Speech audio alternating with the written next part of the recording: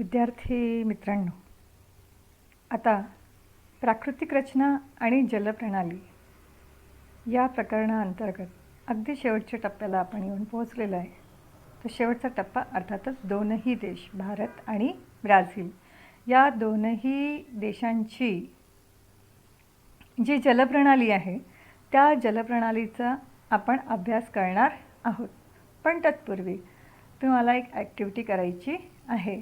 तर तुम्हाला दिसतं इथे द्वैताचे रंग. या द्वैताचे रंग या अंतर्गत आकृती 3.1 आणि 3.2 मध्ये नकाशे दिलेले आहेत. भारत आणि ब्राझील या दोनही देशांचे जे नकाशे दिलेले आहेत, तर या दोन्ही देशांची प्राकृतिक रचना या नकाशांमध्ये दाखविलेली आहे. तर आता या नकाशांचा आणि त्यात दिलेल्या सूचींचा तुम्हाला उपयोग करायचा आहे आणि त्या दोनही नकाशाच्या आधारावरती सूचींच्या मदतीने तुम्हाला या सर्व प्रश्नांची उत्तरं शोधून लिहायची आहे. तर हे गृहकार्य मी तुम्हाला देत आहे आणि दुसरं गृहकार्य या संदर्भात मी आता वळणार आहे. चला तर मग आता आपण वळूयात. भारत आणि ब्राझील या दोनही देशांची आता आपण काय अभ्यासणार आहोत? जलप्रणाली. त्या संदर्भाने सगळ्यात पहिली जी ॲक्टिव्हिटी आहे आकृती क्रमांक 3.4 आणि 5. आता 3.4 आणि 5 हे जे आहेत ना, हे दोनही भारत आणि ब्राझीलच्या नद्यांचे नकाशे दिलेले आहेत. आता ब्राझील आणि भारत ह्या दोनही देशांमध्ये असणाऱ्या काय दाखवलं यामध्ये? नद्या या नकाशांमध्ये दाखविलेल्या आहेत. तुम्हाला काय करायचं आहे आता या संदर्भाने? तर 2 ट्रेसिंग पेपर घ्यायचे आहेत. ट्रेसिंग पेपर आणि त्या ट्रेसिंग पेपरच्या मदतीने त्यावर दोन्ही देशातील, अर्थातच दोन्ही देश म्हणजेच भारत आणि ब्राझील. आता भारतामधली जी महत्त्वपूर्ण नदी आहे ती अर्थात गंगा आणि ॲमेझॉन ब्राझीलमधली जी नदी आहे ती अर्थात ॲमेझॉन. तर या दोनही नद्यांच्या खोऱ्यांची तुम्हाला नावं लिहायची आहे. आता गंगा नदी आणि ॲमेझॉन नदी यांच्या खोऱ्यांबद्दल तुम्हाला तुलनात्मकदृष्ट्या टीप तयार करायची आहे. त्यामध्ये काय काय मुद्दे घ्यायचे? आता पाणलोट क्षेत्राचे आकारमान किती आहे, त्यानंतर खोऱ्यांचे त्या देशातील सापेक्ष स्थान तिथे लिहायचे आहेत, नद्यांचं उगम क्षेत्र तिथे तुम्हाला लिहायचं आहे, नद्यांच्या दिशा देखील तिथे लिहायच्या आहेत आणि मग या नद्यांच्या प्रमुख उपनद्या आणि त्यांची दिशा हे सर्व तुम्हाला लिहायचं आहे. तर जी त्या संदर्भाने काही महत्त्वपूर्ण जी माहिती आहे ना, तर ही ह्या तक्त्यामध्ये सुद्धा दिलेली आहे. तर या तक्त्यातील माहितीचा देखील तुम्हाला वापर करायचा आहे आणि नकाशाची मदत घ्यायची आहे. आणि सोबतच मी हा भाग शिकवतेच आहे. तर हा भाग शिकवत असताना देखील तुम्हाला बऱ्याचशा प्रश्नांची उत्तरं तीसुद्धा तुम्हाला यातनं मिळून जातील आहे. पण तुलनात्मक टीप मात्र तुम्हाला तयार करायची आहे. चला तर सगळ्यात आधी आता आपण वळूया ब्राझील या देशाकडे. तर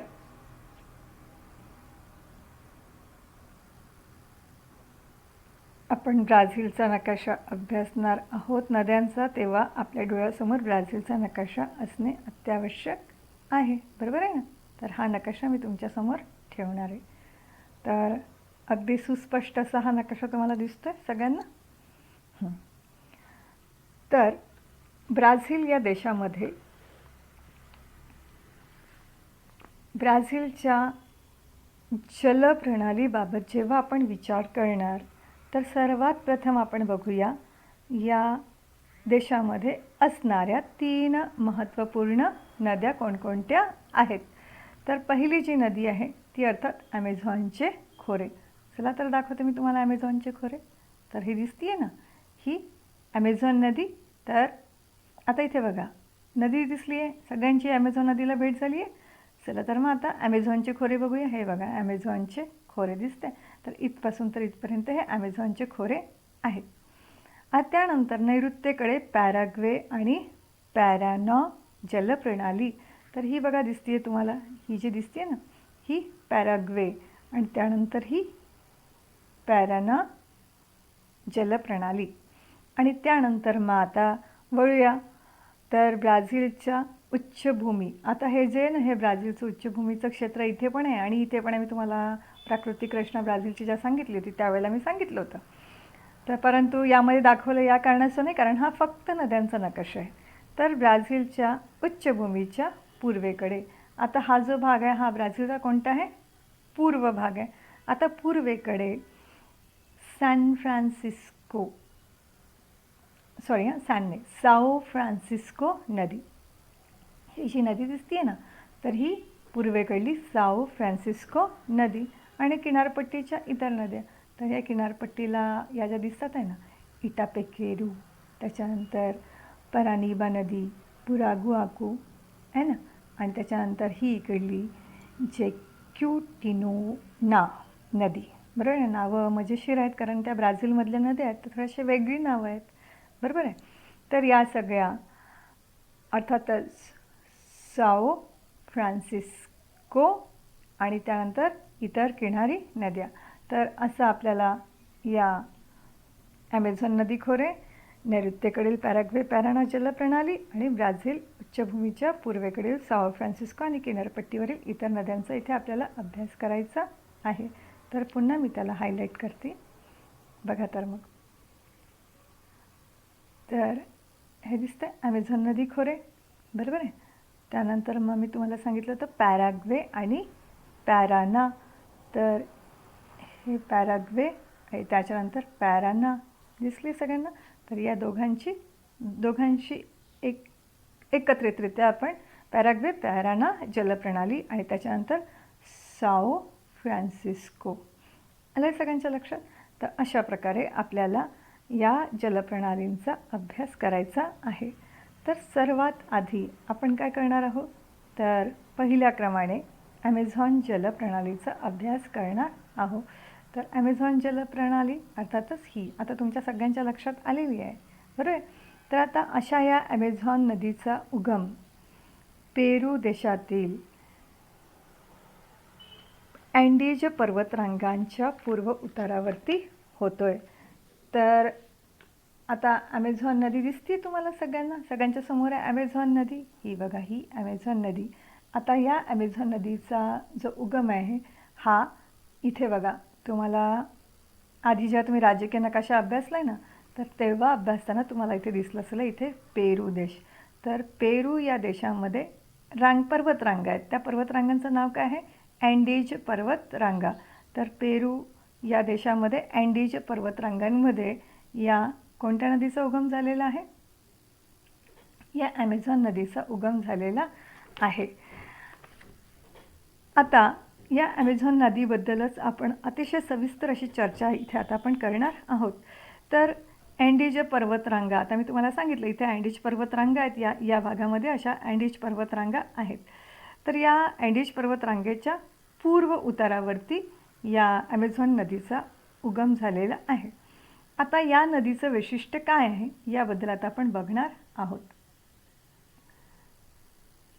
ही बघा, ही ॲमेझॉन नदी. तर या ॲमेझॉन नदीच्या वैशिष्ट्यांबद्दल मी सांगणार आहे. तर या नदीचं वैशिष्ट्य असं आहे की ही ॲमेझॉनमधली सर्वात महत्त्वपूर्ण अशी ही नदी आहे. आणि दुसरं वैशिष्ट्य असं आहे की ॲमेझॉन नदीमध्ये पाण्याच्या विसर्गाचं प्रमाण प्रचंड असं आहे. आता प्रचंड म्हणजे नेमकं किती आहे, तर 2 लाख घनमीटर प्रति सेकंद एवढं पाण्याच्या विसर्गाचं प्रमाण आहे. आणि यामुळे नदीच्या उगमापासून तर नदीच्या पात्रात जो गाळ जमा होत असतो, हा गाळ वेगाने वाहून नेण्यात येत असतो.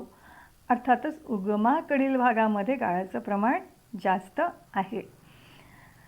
आता याचा परिणाम काय होतो, तर त्यामुळे नदीच्या मुखाकडला जो भाग असतो, आता मुखाकडला भाग म्हणजे जिथे नदीचा हा जो भाग असतो ना, हा मुखाकडला भाग जो असतो, तर या भागामध्ये मग मोठ्या प्रमाणामध्ये गाळाचं संचयन जे असतं. एक मिनटं. तर कुठली जी नदी असते, आता तुम्हाला जर सांगितलं की इथे या भागामध्ये उगम पावला आहे, बरं आहे की नाही. त्यानंतर ही नदी अशी वाहत वाहत गेली आहे आणि शेवटी ही नदी कुठे हा जो भाग राहणार ना, हा मुखाकडला भाग. आणि त्याच्यानंतर ही इथे ही नदी या समुद्राला जाऊन मिळणार. तर मला काय सांगायचं आहे की नदीचा जो मुखाकडला जो भाग असतो, अर्थातच हा जो भाग असतो, तर या भागामध्ये गाळाचं संचयन मोठ्या प्रमाणात होत नाही. का होत नाही? कारण की नदीचं या भागामध्ये संचयन मोठ्या प्रमाणात झालं आहे, त्याच्यामुळे इथे ते होणार नाही. आता साधारणतः असंही आपल्या लक्षात येतं की नद्यांच्या मुखाशी बघा, हा जो नद्यांचा मुखाकडला भाग आहे ना, इथे आपल्याला अनेक वितरिकासुद्धा निर्माण झालेल्या दिसतात आहेत. तर अशा प्रकारच्या वितरिका ज्या असतात, आता जसं गंगा नदीच्या संदर्भामध्ये मी तुम्हाला जेव्हा गंगा नदीचा आपण अभ्यास करणार तेव्हा मी दाखवलं आहे की गंगेने खूप मोठ्या प्रमाणामध्ये बंगालच्या उपसागराला मिळत असताना मोठ्या प्रमाणात गंगेने अनेक वितरकांची निर्मिती केलेली आहे. परंतु आपल्याला ॲमेझॉन नदीच्या संदर्भामध्ये असं आढळताना दिसत नाही आहे. एवढ्या मोठ्या प्रमाणात वितरिकांची निर्मिती इथे झालेली नाही आहे. इकडे मात्र मोठ्या प्रमाणात दिसते आहे, पण इकडे दिसते आहे का? नाही. तर अर्थातच मुखाकडल्या भागामध्ये आपल्याला मोठ्या प्रमाणात वितरिका आढळत नाही.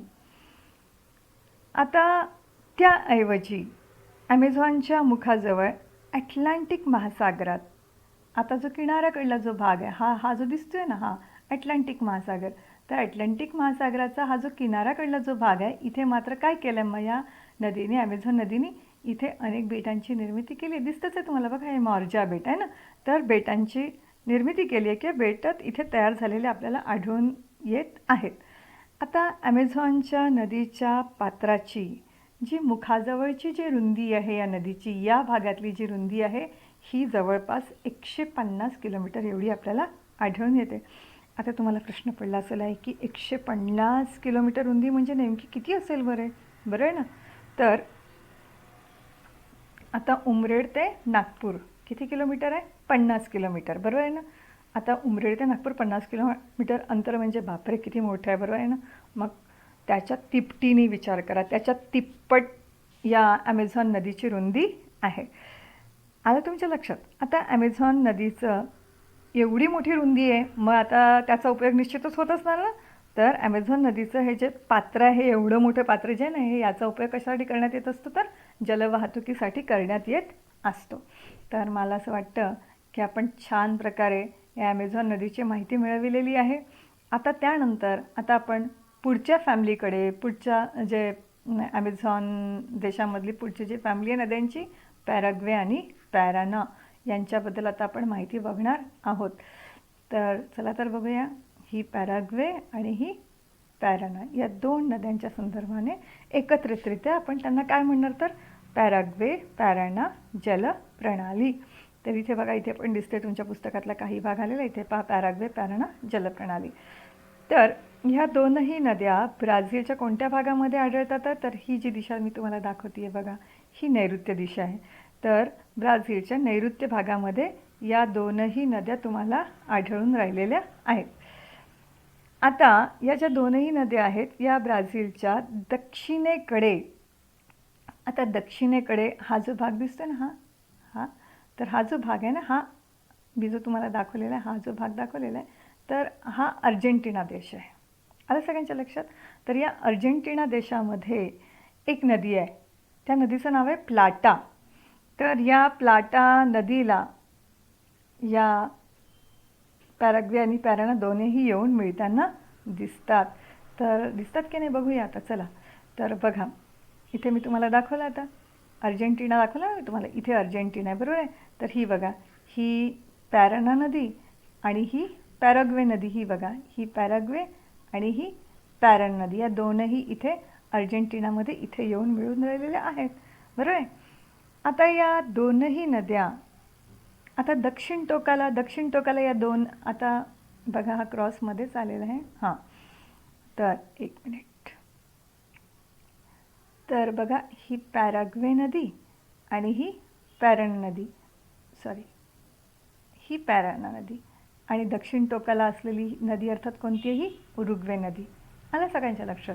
तर दक्षिण टोकाला असणारी जी उरुग्वे नदी आहे, ही नदी ब्राझीलच्या उच्चभूमीच्या दक्षिण उतारावरून, आता ब्राझीलची जी उच्चभूमी आहे, बरोबर आहे ना, तर मी काय म्हटलं आहे की दक्षिण टोकाला असणारी उरुग्वे नदी ब्राझीलच्या उच्चभूमीच्या दक्षिण उतारावरून. तर आता मी तुम्हाला ब्राझीलची जी उच्चभूमी आहे, हा जो भाग होता ना, मी तुम्हाला प्राकृतिक भाग शिकवताना सांगितलं होतं की हा उच्चभूमीचा भाग आहे.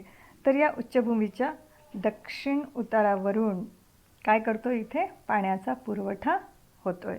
तर पुन्हा एकदा मी तुम्हाला पुन्हा रिवाईज करते. तर याच्या दोनही नद्या कोणती, पॅराग्वे आणि पॅराना आहे ना. तर या दोनही नद्या दक्षिण टोकाला असणारी तिसरी जी नदी आहे ती कोणती आहे, उरुग्वे नदी आहे ना.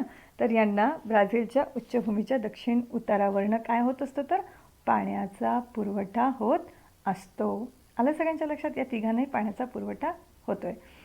तर अशा प्रकारे आपण पॅराग्वे आणि पॅराना या जलप्रणालीबद्दल माहिती मिळविलेली आहे.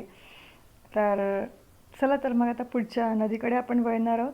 तर पुढची जी नदी आहे अर्थातच ती नदी आहे साओ फ्रान्सिस्को. तर साओ फ्रान्सिस्को नदी ही बघा, दिसली सगळ्यांना. तर साओ फ्रान्सिस्को नदी जी आहे ही ब्राझीलमधली 3ऱ्या क्रमांकाची अत्यंत महत्त्वपूर्ण नदी आहे. पहिल्या क्रमांकाची कोणती मी सांगितली तुम्हाला, ॲमेझॉन नदी. दुसऱ्या क्रमांकाची कोणती पाहिली होती आपण, पॅराग्वे आणि पॅराना. आणि आता आपण 3ऱ्या क्रमांकावरती, आता पॅराग्वे पॅराना या दोघांचा आपण कसा केला होता, एकत्रित अभ्यास केला होता, बरं आहे. आता यानंतर 3ऱ्या क्रमांकाची जे अत्यंत महत्त्वपूर्ण नदी आहे ब्राझीलमधली ती आता साओ फ्रान्सिस्को नदी. आता या नदीचं जे संपूर्ण पाणलोट क्षेत्र आहे हे ब्राझीलच्या हद्दीमध्ये येतं आहे. ही हद्द, तर या हद्दीमध्ये येताना दिसतंय. तर ब्राझीलच्या उच्चभूमीच्या आता हद्दीच्या आतमधल्या भागामध्ये सांगण्याचं तात्पर्य आलं लक्षात, म्हणजे बाहेर नाही. जसं आपण पॅराग्वे पॅरानाच्या बाबतीमध्ये बघितलं आहे, अगदी ॲमेझॉनच्या बाबतीमध्ये पण दिसलं आहे की तिचं उगम मात्र पेरू देशात नव्हतं. इकडे ही अर्जेंटिनाला हिचा संबंध अर्जेंटिना देशातील कोणत्या नदीशी येतो आहे, प्लाटाशी येतो आहे. पण असं मात्र साओ फ्रान्सिस्कोच्या संदर्भामध्ये मात्र आपल्याला आढळत नाही. तर आता पुढे बघूया आता आपण. तर याचं संपूर्ण क्षेत्र आपल्याला असं दिसतं या नदीचं की हे ब्राझील देशाच्या हद्दीमध्येच येऊन राहिलेलं आहे. आता ब्राझीलच्या उच्चभूमीच्या पूर्व भागामध्ये संबंध पाणलोट क्षेत्र आहे. आता या भागामध्ये जवळपास 1000 किलोमीटर अंतरापर्यंत ही नदी वाहताना दिसते. आणि ही नदी कशी वाहती आहे, तर उत्तरेकडे वाहती आहे. उत्तरेकडे अर्थातच ही बघा, ही साओ फ्रान्सिस्को नदी आहे ना, तर ही बघा अशी इकडे वाहताना दिसते. तर यानंतर मात्र पुढे जाऊन ही नदी काय होऊन राहिली, आता आपल्याला कुठे वळताना दिसते, ही पूर्वेकडे वळताना दिसते. तर एक मिनिट,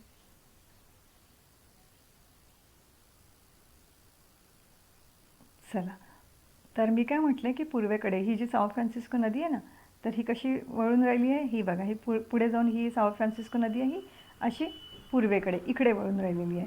चला तर आपण थोडंसं या नकाशाला हलवूया म्हणजे समजायला अधिक सोयीचं जाईल. तर ही बघा, ही साओ फ्रान्सिस्को नदी अशी ही पूर्व दिशेने वाहताना आपल्याला दिसते. आणि पूर्व दिशेने वाहत येत ही कुठे मिळते, तर मग अटलांटिक महासागर, हा जो महासागर आहे ना, हा अटलांटिक महासागर आहे. तर या अटलांटिक महासागराला येऊन ही नदी मिळते. आता साओ फ्रान्सिस्को नदीच्या मुखाजवळ जो भाग आहे तो जवळपास 250 किलोमीटर लांबीचा भाग आहे. म्हणजे हा जो मुखाकडला हा जो भाग आहे, हे बघा साओ फ्रान्सिस्को नदी, याचा जो मुखाकडला जो भाग आहे हा 250 किलोमीटर. विचार करा, मी तुम्हाला नागपूर उमरेडचं उदाहरण सांगितलं होतं, बरोबर आहे ना. तर त्याच्यामध्ये तिपटीने, आता इथे तर 250 झालेलं आहे, म्हणजे हा तर त्याच्यापेक्षा कितीतरी पटीने जास्त झालेला आहे, बरोबर आहे ना, 5 पट झालेलं आहे. तर त्यामुळे या देखील साओ फ्रान्सिस्को नदीचा देखील जलवाहतुकीसाठी वापर मोठ्या प्रमाणात करण्यात येतो. जलवाहतुकीस हा योग्य आहे. आता सोबतच आता आपण बघणार आहोत किनारी प्रदेशातील नद्या. तर ब्राझीलच्या किनारी भागामध्ये देखील, आता किनारी भाग अर्थातच हा जो भाग आहे ना, हा ब्राझीलचा किनारी भाग आहे. तर इथे देखील काही कमी लांबीच्या नद्या आढळतात, मी त्यांचा उल्लेख केलेलाच होता. आता किनाऱ्याचं काय वैशिष्ट्य किनारी प्रदेशामध्ये, तर ब्राझीलच्या बाबतीमध्ये मी तुम्हाला सांगेल. नंतर आपण लोकसंख्या प्रकरणात तर त्याचा मी विशेष उल्लेख करणारच आहे.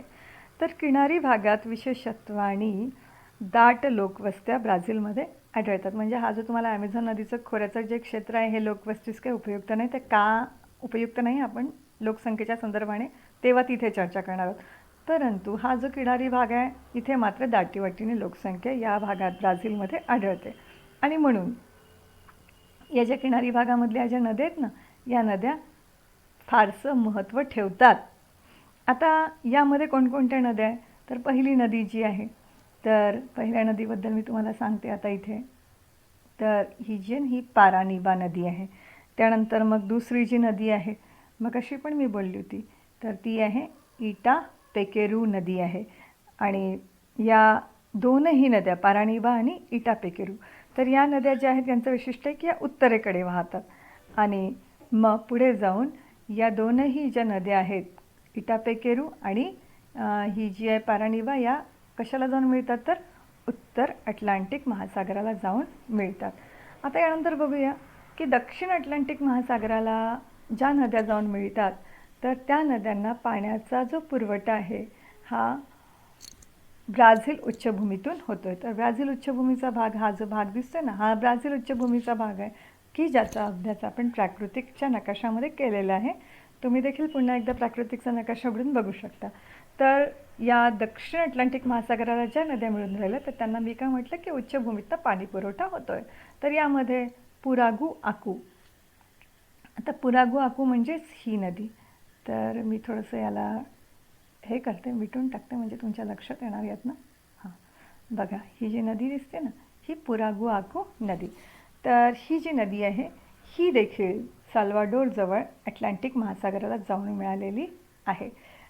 तर अशा प्रकारे आपण किनारी भागामधल्या देखील महत्त्वपूर्ण नद्या इथे अभ्यासलेल्या आहेत. पुरागू आकू आहे, त्याच्यानंतर पारानिबा नदी आहे आणि इटापेकेरू नदी आहे.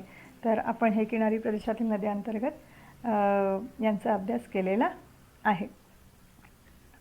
आता पुढील भागामध्ये आता आपल्याला पाहायचं आहे भारतातील जलप्रणाली.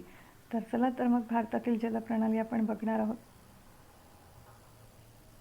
दिसतं सगळ्यांना भारतातील जलप्रणाली?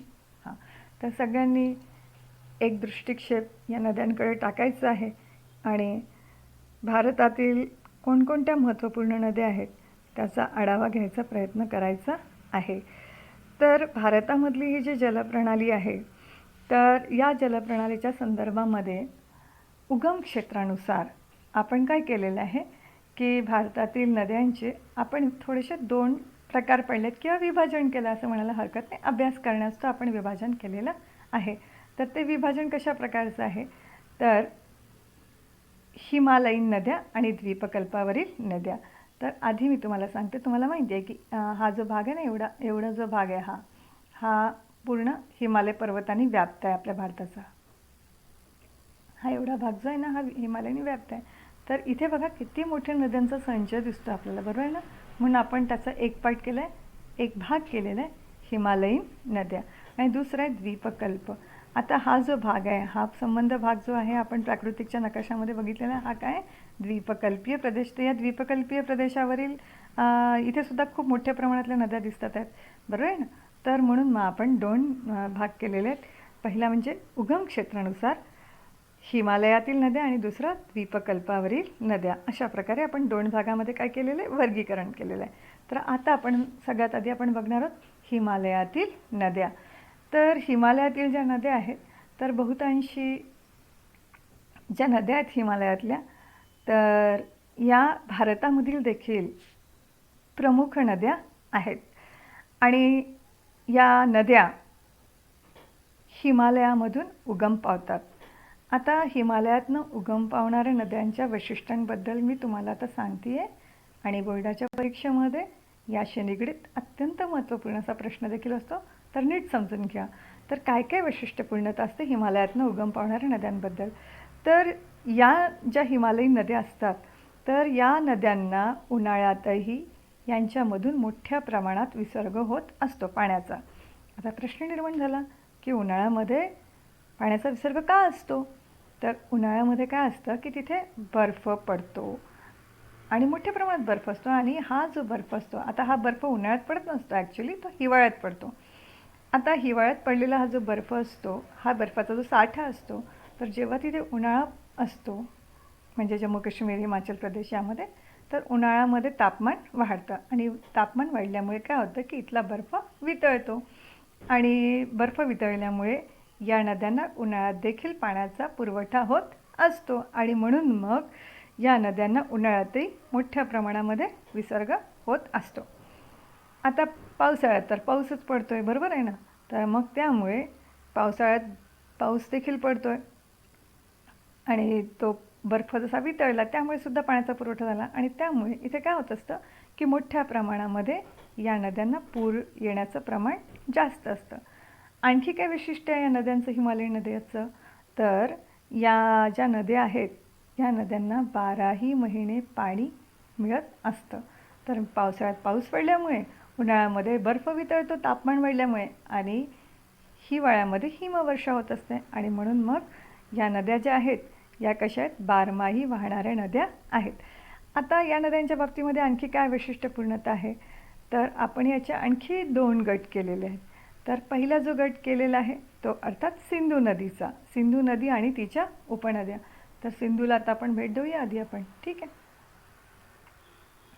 चला तर मग ही जी नदी दिसते ना ही सिंधू नदी, बरोबर आहे. तर सिंधू आणि तिच्या उपनद्या यांचा आपण अभ्यास करणार आहोत. आणि दुसरी जी नदी आहे ती अर्थातच गंगा. तर गंगा आणि तिच्या उपनद्या. तर भारतामधल्या महत्त्वपूर्ण ज्या नद्या आहेत सिंधू आणि दुसरी कोणती मी म्हटली आहे, गंगा.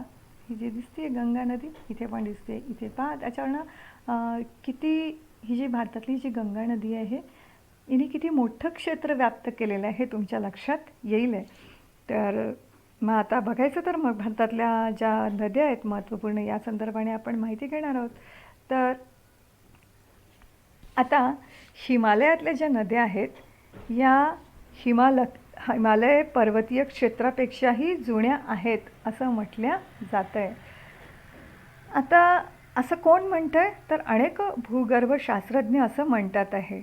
तर मग आता आपल्याला काय करायचं आहे की असं भूगर्भशास्त्रज्ञ का म्हणतात आहे त्यामागील कारणांचा शोध आपल्याला घ्यायचा आहे. तर चला तर बोलूया आता आपण तर नद्यांबद्दल. तर आता मी सिंधूबाबत बोलत होते, बरोबर आहे ना. तर सिंधूची माहिती घेत असताना सगळ्यात आधी सिंधू नदी सगळ्यांचं लक्ष येते, ही बघा मी तुम्हाला दाखवलेली आहे सिंधू नदी. तर त्या संदर्भाने तुमच्या सगळ्यांच्या डोळ्यासमोर असणार. तर सिंधू आणि तिच्या उपनद्यांबद्दल माहिती घेणार आहोत. तर सिंधूच्या ज्या उपनद्या आहेत त्या कोणकोणत्या आहेत, तर झेलम, चिनाब, राबी आणि बियास.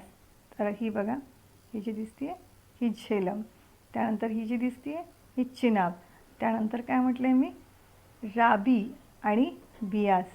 तर ही बघा ही जी बाजूला दिसते छोटीशी ही राबी आणि त्याखाली आहे बियास नदी.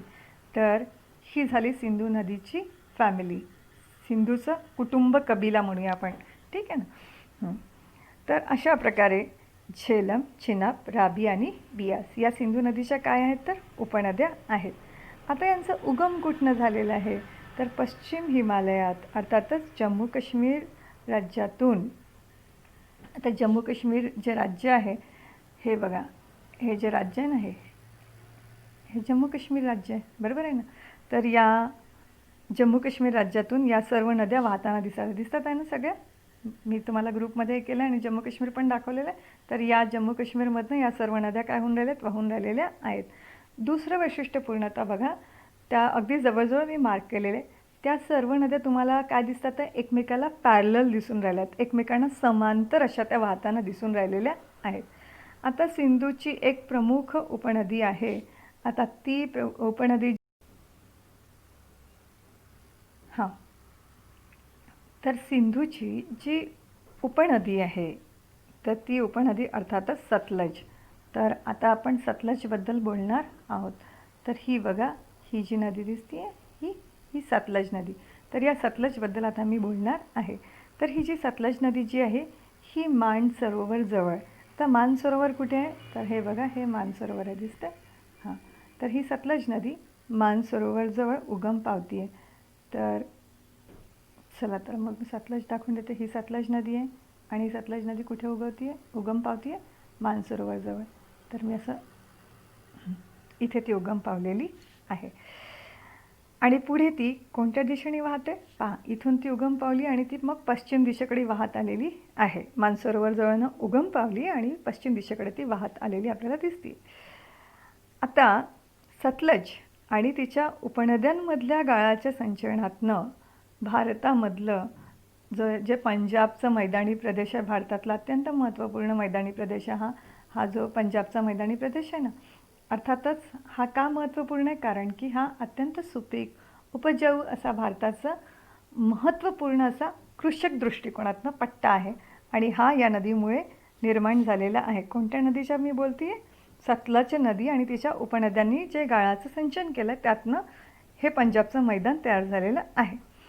आता ही जी सिंधू नदी आहे, ही सिंधू नदी बघा, ही जी सिंधू नदी आहे ना, तर तुम्हाला माहिती आहे भारताचं शेजारी राष्ट्र पाकिस्तान, तर ही काय झालेली आहे, ही सिंधू नदी ही पाकिस्तान इथे वाहत गेलेली आहे. आता ही पाकिस्तानात वाहत गेल्यामुळे काय परिणाम झालेला आहे त्याचा, तर भारताला सिंधू नदीचं जे लाभलेलं क्षेत्र आहे हे पाकिस्तानच्या तुलनेमध्ये काय आहे, कमी आहे. तर पुढे जाऊन आता ही सिंधू नदी जी आहे ना, ही पुढे जाऊन पाकिस्तानात इथे वाहत आलेली. आता हा राजकीय नकाशा नसल्यामुळे इथे पाकिस्तान काही वेगळा दाखवण्यात आलेला नाही आहे, पण मी ॲरोनी आलेली आहे. आणि पुढे जाऊन मग ही जी सिंधू नदी आहे ही बघा, ही असं करत करत कशाला जाऊन मिळालेली आहे, अरबी समुद्राला जाऊन मिळालेली आहे. तर मी आता सिंधू नदीच्या इतिहासाबद्दल थोडक्यात तुम्हाला सांगते. तर स्वातंत्र्याच्या आधीच्या काळामध्ये सिंधू ही भारतातली एक अत्यंत महत्त्वपूर्ण सर्वात जास्त लांबीची नदी होती. अर्थात भारतातली प्रमुख नदी सिंधू ही होती. आणि तुम्हाला एक गंमत सांगते, तर जेव्हा हे जे इंग्रज भारतामध्ये आलेत, ते इंग्रज भारतामध्ये जेव्हा आले तर भारतातली प्रमुख नदी सिंधू होती, बरोबर आहे. तर सिंधू हे उच्चारण त्यांना करणे काही जमेना. तसंच गंगा ही सुद्धा, गंगेचं सुद्धा उच्चारण त्यांना काही जमेना. मग त्यांनी त्यांच्या सोयीने काय केलं की आपल्या नद्यांना नावं ठेवली. तर गंगा या नदीला त्यांनी काय नाव दिलं, गँगेटिक, बरोबर आहे. आणि सिंधूला नाव दिलं इंडस रिव्हर. मग इंडस रिव्हर, सिंधूला इंडस रिव्हर असं नाव दिल्यामुळे मग भारताचं नाव पडलं इंडिया. आलं सगळ्यांच्या लक्षात.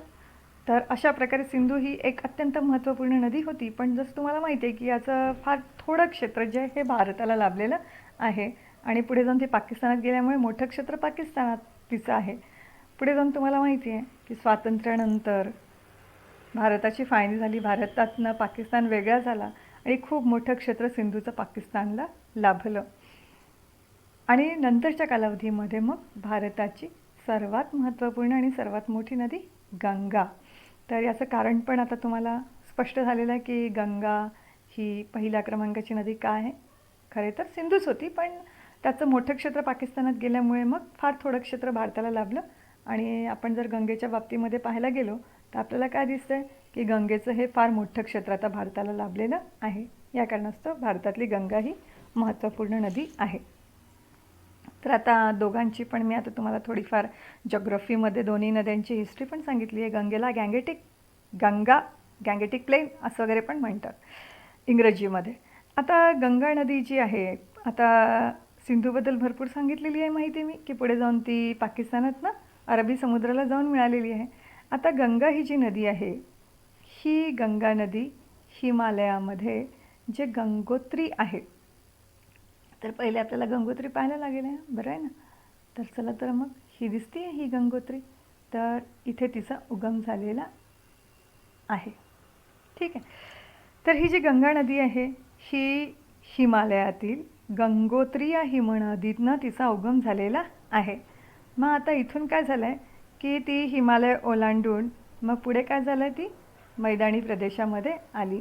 इथे मग ती हिमालयाचा, इथे हा जो मानसरोवराचा भाग आहे तिथे गंगोत्री दिसते, इथून ही ओलांडून मग ही इथे मैदानी प्रदेशामध्ये आली आहे, बरोबर आहे. तर मग मैदानी प्रदेशात आल्यानंतर मात्र तिची जी दिशा आहे ही अशी पूर्ववाहिनी राहिली आहे. ही बघा, ही अशी पूर्ववाहिनी ती राहिलेली आहे.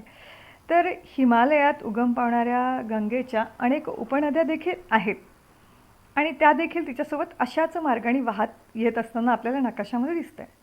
आता या गंगेची भेट यमुनेला देखील झालेली आहे.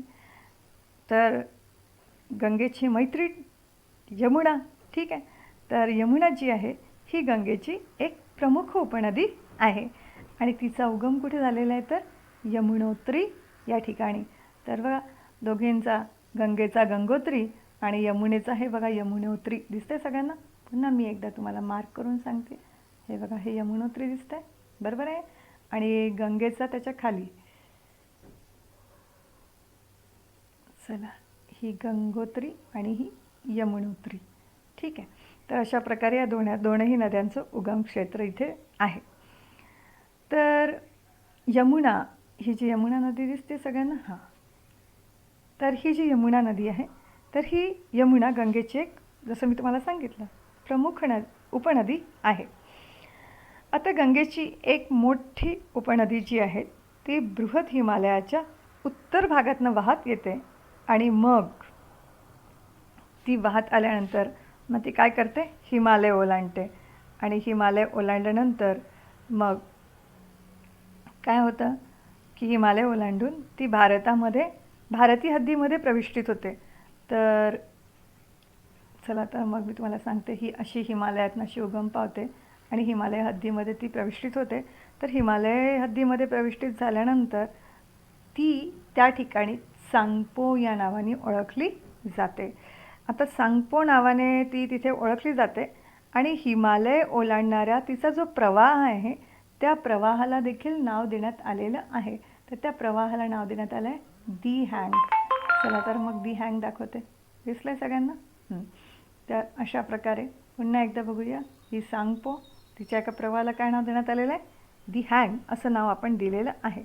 आता पूर्वेकडे वाहणाऱ्या नदीला ब्रह्मपुत्रा असं संबोधतात. तर ही बघा ही भारतातली आणखी एक महत्त्वपूर्ण नदी अर्थातच ब्रह्मपुत्रा. तर ती पूर्वेकडे वाहते, तर तिला ब्रह्मपुत्रा असं आपण संबोधलेलं आहे. आता गंगेला देखील अनेक उपनद्या ठराविक अंतराने येऊन मिळत गेलेल्या आहेत आणि त्यामुळे गंगेचा जो विसर्ग आहे तो वाढत गेलेला आहे. आता जी ब्रह्मपुत्रा नदी आहे ही ब्रह्मपुत्रा देखील गंगेला येऊन मिळालेली आहे. पण ती कुठे येऊन मिळालेली आहे, तर हा जो दिसतोय ना, हा बांगलादेशचा भाग आहे. हा जो भाग आहे ना, हा बांगलादेशचा भाग आहे. तर या भागामध्ये ब्रह्मपुत्रा जी आहे ही गंगेला येऊन मिळालेली आहे. तर आता इथे काय वैशिष्ट्यपूर्णता आढळते, तर इथे पाणी आणि अवसाद यांचा मोठ्या प्रमाणामध्ये विसर्ग झालेला आहे आणि त्यातनं मग त्रिभुज प्रदेश निर्माण झालेला आहे. तर हा जो भाग आहे ना, इथे जेव्हा गंगा समुद्राला जाऊन मिळते तर ह्या भागामध्ये मोठ्या प्रमाणामध्ये त्रिभुज प्रदेशाची निर्मिती झालेली आहे. आता द्वीपकल्पीय नद्या ज्या आहेत, आता द्वीपकल्पीय अर्थातच चला द्वीपकल्पीय नद्या हा या ज्या भागामध्ये आहेत, हा जो भाग दिसतो ना, या भागामध्ये जेवढेही नद्या आहेत या द्वीपकल्पीय नद्या.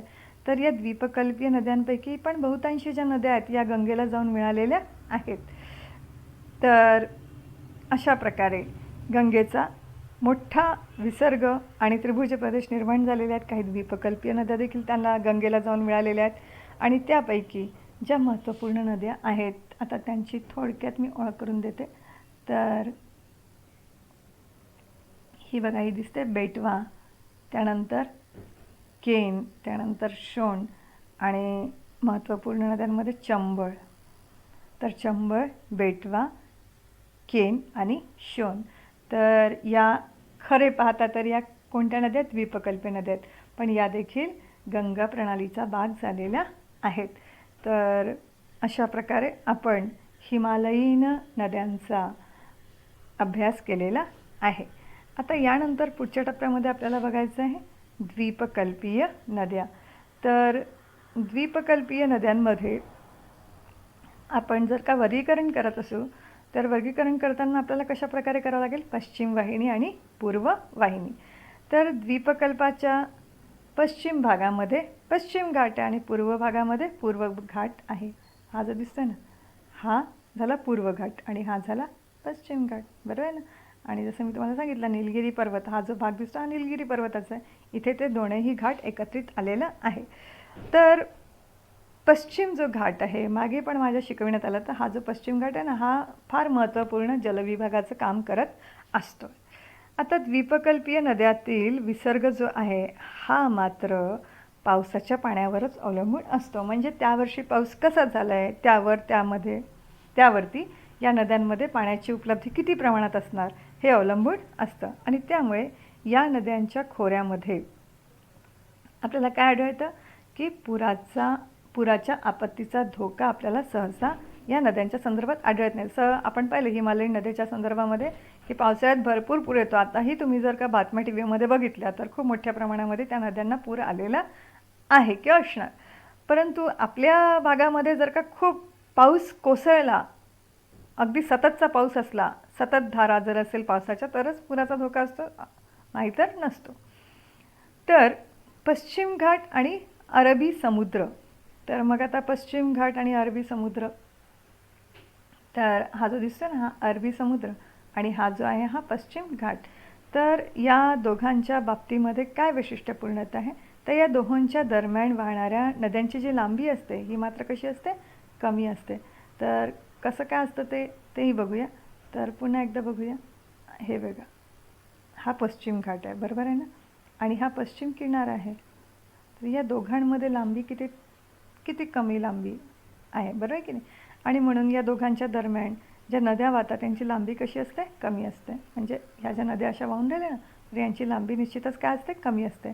परंतु लांबी जरी कमी असली तरी त्यांचा प्रवेग मात्र जास्त असतो. आता यामध्ये कोणकोणती राज्य येतात, तर केरळ, कर्नाटक आणि महाराष्ट्र.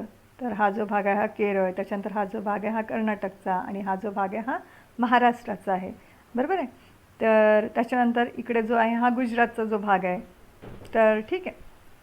तर अशा प्रकारे केरळ, कर्नाटक, महाराष्ट्र आणि गुजरातीचा दक्षिण किनारी प्रदेश. तर या सगळ्या नद्यांच्या बाबतीत काय वैशिष्ट्यपूर्णता असते, तर सगळ्याच नद्यांची गुणधर्म जवळपास सारखी असतात. म्हणजे ह्या किनारपट्टीवरील नद्या आहेत आणि यांची गुणधर्म जवळपास मिळती जुळती असतात. आता उत्तर गुजरातमधील खंभातचा आखात. तर खंभातचा जो आखात आहे, तुम्हाला दिसणार नाही खंभातचे आखात. हां, आता दाखवते. हे बघा, हे दिसतंय खंभातचे आखात. हां, तर हे जे खंभातचे जे आखात आहे याबद्दल आता मी सांगते. तर उत्तर गुजरातचा जो खंभातचा आखाचा जो भाग आहे, आखाताचा जो भाग आहे, तर या किनाऱ्याजवळ येऊन मिळणाऱ्या ज्या नद्या असतात हा एक वेगळा गट आहे. आता या गटामध्ये तापी, नर्मदा, मही आणि साबरमती. तर चला मी दाखवते तुम्हाला. तर ही बघा, ही तापी आहे, त्याच्यानंतर ही नर्मदा आहे, त्याच्यानंतर ही मही आहे आणि ही साबरमती आहे. आणि हे आहेत खंभातचे आखात. आलं सगळ्यांच्या लक्षात. तर तापी, नर्मदा, मही आणि साबरमती या नद्यांचा कशामध्ये समावेश होतो, तर खंभातच्या आखातात किनाऱ्याजवळ येऊन या नद्या त्याला मिळतात. आता तापी आणि नर्मदा या ज्या दोन नद्या आहेत, तर यांचं वैशिष्ट्य असं आहे की या खचदरीमधनं वाहतात. आता दुसरी जी नदी आहे मही, मी तुमच्यासमोर मार्क केलेली आहे. तर ही मही जी नदी आहे, तर ही मही नदी ईशान्य नैऋत्य दिशेने वाहताना दिसते. बघा आता तुमच्या समोरच आहे. तर इकडली जी दिशा आहे ना ही ईशान्य आणि इकडली जी नदी आहे दिशा ही नैऋत्य.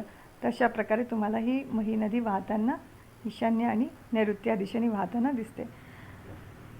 आता अरवलीच्या दक्षिण उतारावरती उगम पावणारी नदी अर्थातच कोणती नदी आहे, साबरमती नदी. ही जी नदी आहे ना ही, चला, ही साबरमती नदी आहे. तर ही जी साबरमती आहे, इथे हा जो भाग दिसतोय हा आहे कोणता आहे, अरवली पर्वताचा भाग आहे. तर या अरवली पर्वताच्या दक्षिण उतारावरती कोणती नदी उगम पावते म्हटलं मी, साबरमती नदी. तर ही जी नदी आहे ही कोणत्या दिशेने वाहते, उत्तर दक्षिण दिशेने वाहते.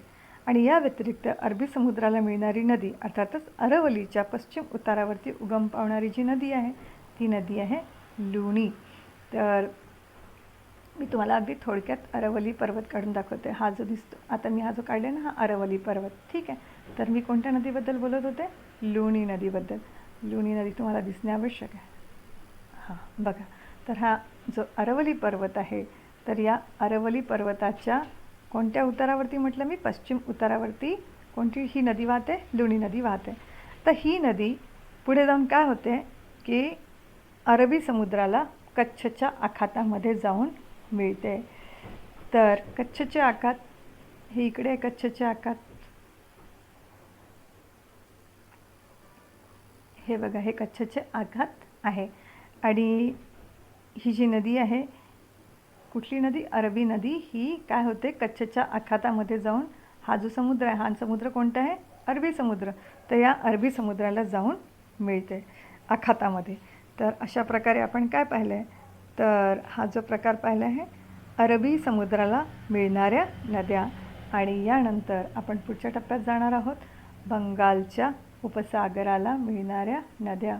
तर हा जो आहे ना, हा बंगालचा उपसागर, या बंगालच्या उपसागराला मिळणाऱ्या कोणकोणत्या नद्या आहेत याबद्दल आपण बघणार आहोत.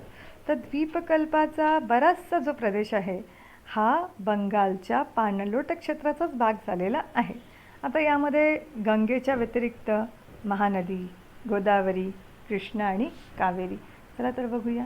तर ही कृष्णा, त्याच्यानंतर ही कावेरी, त्याच्यानंतर ही गोदावरी आणि त्यानंतर ही महानदी. तर हा एक कुटुंब कबिला झालेला आहे, बरं ना. बंगालच्या उपसागराला मिळणारा कोणकोणता म्हटले मी? गोदावरी, कृष्णा, कावेरी आणि काय म्हटलं मी? महानदी. तर गोदावरी यापैकी गोदावरी, कृष्णा आणि कावेरी या तीनही नद्यांचा उगम जो आहे हा मात्र पश्चिम घाटाच्या, हा जो पश्चिम घाट आहे ना, या पश्चिम घाटाच्या पूर्व उतारावरती झालेला आहे. सर्व नद्यांचा उगम हा पश्चिम घाट आहे, या पश्चिम घाटाच्या पूर्व उतारावरती झालेला आहे. आता यापैकी मी आता गोदावरीबद्दल बोलणार आहे. ही जी गोदावरी नदी आहे, तर ही गोदावरी जी आहे ही पाणलोट क्षेत्राच्या दृष्टिकोनातनं भारतामधली दुसऱ्या क्रमांकाची महत्त्वपूर्ण नदी आहे. गंगेनंतर दुसऱ्या क्रमांकाची महत्त्वपूर्ण गोदावरी. आणि त्यानंतर आता कृष्णेबद्दल बोलते. तर कृष्णा नदीचं जे खोरं आहे हे गोदावरीच्या दक्षिणेकडे आहे. तर ही बघा दिसत आहे ही कृष्णा.